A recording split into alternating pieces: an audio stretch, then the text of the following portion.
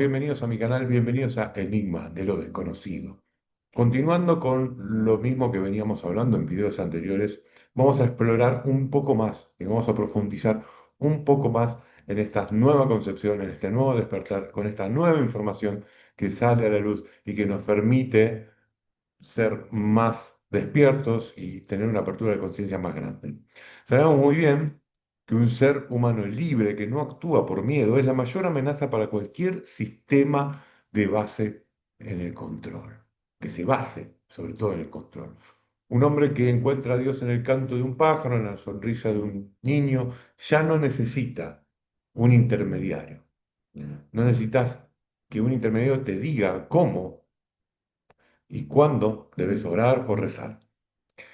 Nos vendieron una fe basada en el miedo en que si no haces lo que dice un libro o lo que otro interpreta de un libro que dice ser sagrado, podés arder en un mismísimo infierno. Pero todo está apuntado al después de la muerte. Es como que todo lo que tenés que aprender es para tener una vida plena después de la muerte. ¿Y el ahora? No, ahora no, todo es ego. Si te pasan cosas malas, es el diablo que te ataca. Si haces y suceden cosas buenas, es el Señor. Pero vos nada, y todo es malo. Y tenés que cumplir religiosamente con el diezmo, ¿no? No nos olvidemos que hay que cumplir con el diezmo, como si Dios tuviese problemas financieros, ¿no? Y, y así, y así podemos encontrar más de 300 cultos, religiones o credos cristianos que se autoproclaman portadores de la verdad y de la palabra única del Señor, basado siempre en una fe ciega, sin lugar a ningún tipo de cuestionamiento crítico intelectual. De hecho, se apalancan mucho con el que, bienaventurado el que cree sin ver, ¿no? Pero qué trasfondo que hay. Entonces, vamos a explorar un poquito de eso, ¿m? Porque cuando no permiten un debate, es porque pueden llegar a carecer absolutamente de todo tipo de conocimiento para probar lo que le meten en la cabeza a las personas acerca de creer sin ver y dejar la razón a un lado. Pero bueno, entendamos que es un sistema perfecto para mantener ovejas obedientes, ¿sí? Esto puede durar en niños, en adolescentes, que no tienen el conocimiento, que no tuvieron la posibilidad de tener mayor conocimiento. Pero la realidad es que hemos avanzado ya en los últimos 2000 años. Hay avances de todo tipo y nuevos descubrimientos. Todos crecimos. Y es hora de empezar a sentir un poquito la tierra en los pies. La espiritualidad no es un temer a un Dios lejano, es sentirse conectado a la vida que te rodea, es encontrar lo sagrado en un acto de bondad, en la belleza de un atardecer, por ejemplo. Viviste una vida entera, amaste, sufriste, luchaste. Claramente no estarías necesitando que te diga si has sido digno o no, porque la dignidad no está en juego, nunca lo estuvo. El secreto que la iglesia no quería que supiera no era que Dios no existía, el secreto era que Dios no es un juez, es el escenario, es la obra, el actor, todo al mismo tiempo. Y vos y yo somos una parte inseparable de esa maravilla. Así que la próxima vez que el miedo a la muerte o al juicio te llegue, toque tu puerta, respira hondo y recordá esto. La vida no es un examen para entrar al paraíso. El paraíso es encontrar la paz en la vida que uno ya tiene. Permitite en estos años dorados soltar ese peso, perdonarte a ti mismo y mirar el mundo no con los ojos del temor de un siervo, sino con el asombro de quien se sabe parte de algo inmenso, eterno y lleno de amor. Esa es la verdadera fe, la que libera, la que sana. Y esa paz nadie te la puede quitar. Pero si no hay un juez, entonces, ¿qué pasaría con el infierno? ¿Qué pasa con ese castigo eterno del que tanto nos advirtieron, ese crujir de dientes, fuego? Esa idea del fuego y del tormento sin fin fue grabada a fuego en las conciencias de toda la humanidad prácticamente. Y la verdad es que el infierno sí existe, pero no es un lugar al que se va después de morir. El infierno es un estado en el que se puede vivir aquí en la tierra. ¿Qué es el infierno entonces? Vivir con miedo constante, estar atrapado en el rencor, incapaz de perdonar a otros, o lo que es peor, a uno mismo. ¿Qué es sino vivir con la sensación profunda de no ser digno de amor, de cargar con una culpa que te roba el aire? Ese es el verdadero tormento y millones de personas lo viven día a día. Y aquí viene la parte que quizás nunca cuentan o nunca te contaron. La idea de un infierno de fuego no fue un descubrimiento divino, fue una genialidad psicológica humana usada efectivamente para el control. ¿Qué herramienta es más eficaz para asegurar la obediencia que la amenaza de un sufrimiento eterno? Piense bien. ¿Qué pasa si te convenzo de que si das un paso en falso puede costarte la tortura infinita? Vos no solo vas a seguir mis reglas, sino que te vas a convertir en tu propio carcelero. Vigilarías cada pensamiento, cada deseo, cada alegría por miedo a que sea una trampa del maligno. Pero atención con esto, porque si Dios es la vida y la naturaleza, entonces no puede existir un lugar separado de Él. Todo forma parte del mismo tejido. Lo que llamamos malo o pecaminoso no es una ofensa a un rey lejano y tirano, sino aquello que nos aleja de nuestra propia naturaleza, de nuestra propia paz. Y si el infierno es un estado mental de sufrimiento aquí y ahora, ¿qué es la salvación? Porque claro, con la promesa de un infierno está la promesa de la salvación, ¿sí? Para poder seguir manipulando. Y acá vuelve a cambiar todo de vuelta. La salvación no es un pase o un billete de lotería para entrar al cielo que un sacerdote, un pastor, un líder te da después de una confesión. No es algo que se gana con penitencias, rezos y oración. La verdadera salvación es algo que vos y yo y todo lo que están viendo podemos construir aquí y ahora. Es el proceso de liberarse del infierno mental. Es salir del miedo y entrar en la confianza. Es soltar el rencor y abrazar el perdón. Es dejar de sentirse un pecador indigno y reconocerse como un ser humano valioso, capaz de amar y ser amado. Jesús mismo nos dio la pista, pero durante siglos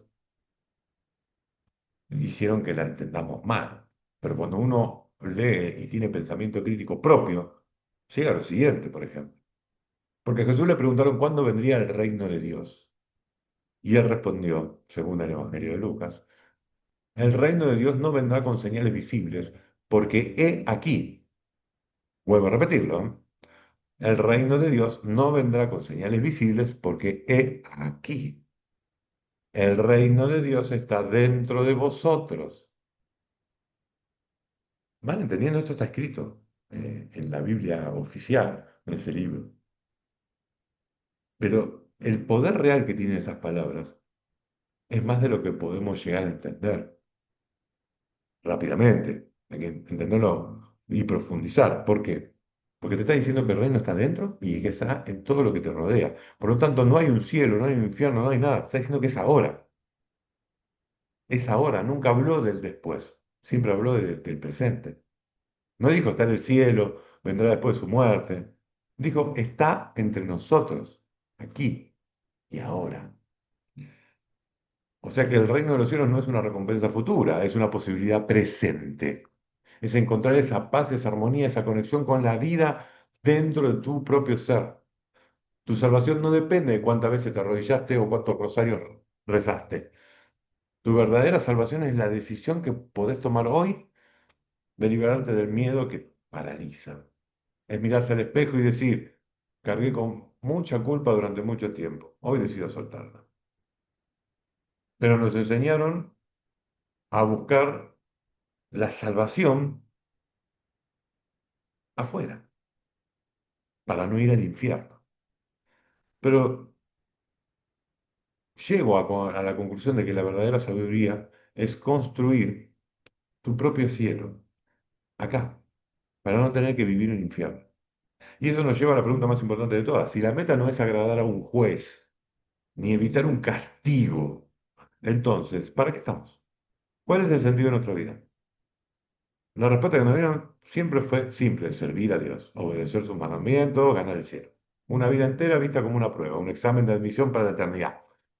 Pero esa respuesta nos deja vacíos porque nos pone a vivir para el futuro y no para el presente. Nos hace peones de un juego cósmico, en lugar de ser los protagonistas de nuestra propia existencia. El sentido de la vida no es algo que se nos impone desde afuera, es algo que brota desde adentro. Sos una manifestación de la vida misma, una chispa del universo. Y la vida en su esencia tiene un solo impulso: perseverar, crecer, expandirse, comprometerse a uno mismo. El sentido de su vida es sencillamente vivir, pero vivir plenamente, vivir con conciencia, no reprimiendo inclusive tu propia capacidad de raciocinio. Es usar tu mente para entender el mundo y a sí mismo. Es usar tu corazón para conectar con los demás. Es usar tu cuerpo para experimentar la increíble belleza o el dolor de estar vivo. No, el propósito no es acumular méritos. Tu propósito es la alegría.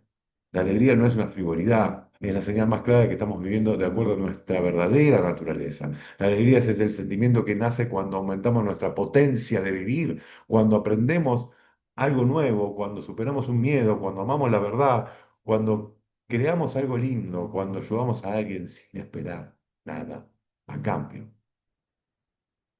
Por otra parte, la tristeza, por lo contrario, es lo que nos sentimos cuando nuestra fuerza vital disminuye, cuando nos domina el miedo, la ignorancia o el odio. Lo bueno es todo aquello que conduce a la alegría para usted y para los demás. Lo malo es todo lo que conduce a la tristeza y al sufrimiento. No se necesita un libro de reglas o papiros de más de 2000 años para entenderlo. Necesita escuchar su propia brújula interior y ese anhelo de plenitud. Pero recuerde, eso era peligroso para la época porque nos devuelve la responsabilidad, un poder enorme y una gran responsabilidad.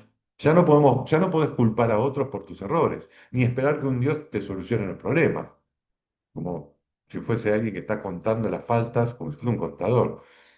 Tu vida está en tus manos.